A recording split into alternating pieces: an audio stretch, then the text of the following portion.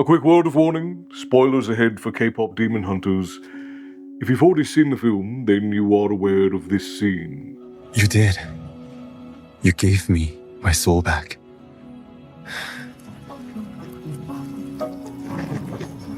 And now, I give it to you. I'm here to tell you he didn't have to die.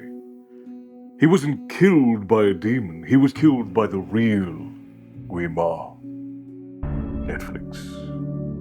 And before we go in, I will say that most of this is fan conjecture, but if we read into the subtext of what the creators say, there could be truth in it.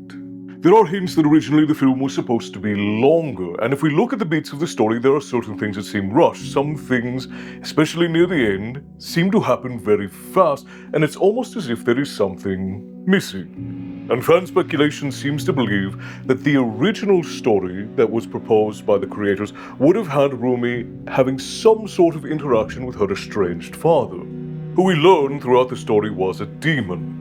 This would have also given opportunity for a real romance to bloom between Rumi and Jinu. And then, at the end, Rumi's father would have been the one to sacrifice himself, leaving Jinu and Rumi to have their happily ever after. But that would have made the story too long, and Netflix likes to keep their animated films to a tight 90 to 100 minute runtime. And you can't just trim a story with that much detail, so the ending likely would have had to have been rewritten. So the entire story with her father, nuked. The entire romance with Jinu, nuked. They would have needed a shocking, emotional ending that still hit the same notes while conveying the message the film wanted to convey. And so poor Jinu was thrown on the pyre. Was his death shocking? Yes, absolutely. Subversive, even.